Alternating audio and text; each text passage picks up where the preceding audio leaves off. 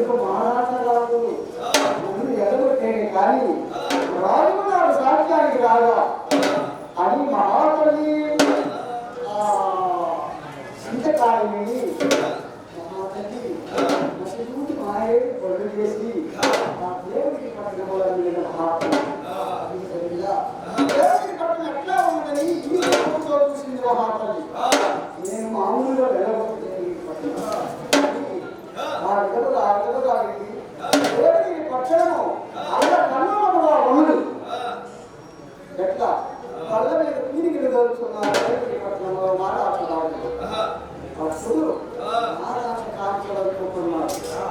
గతము అవగతము జరిగేటువంటిది జరగాల్సింది మహాత్ములు తెలుసు, అంకాలకు తెలుసు.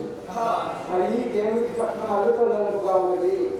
ఎవరన్నా ఎరుకలు అంచేది వచ్చి మనకి ఎరుకన్నా చెబితే బాగుండు అనుకుంటున్నారు మహారాష్ట్ర కాల్చాలి. అప్పుడు అది స్కీమ్ చెప్పాలి అని మహాతల్లి ఆడపిల్ల వచ్చింది. వచ్చి ఈ దేవుడి పట్ల ఉండబడినటువంటి మహారాష్ట్ర కాంతలకి నేనే చెప్పాలి అని మహాతల్లి ఎరుకుల వేషం ధరిస్తున్నదయ్యా. ఎట్లా ధరిస్తున్నదంటే ఎరుకన్న చంద్ర వచ్చింది మహాతల్లి. ఓ ఎరుకన్నా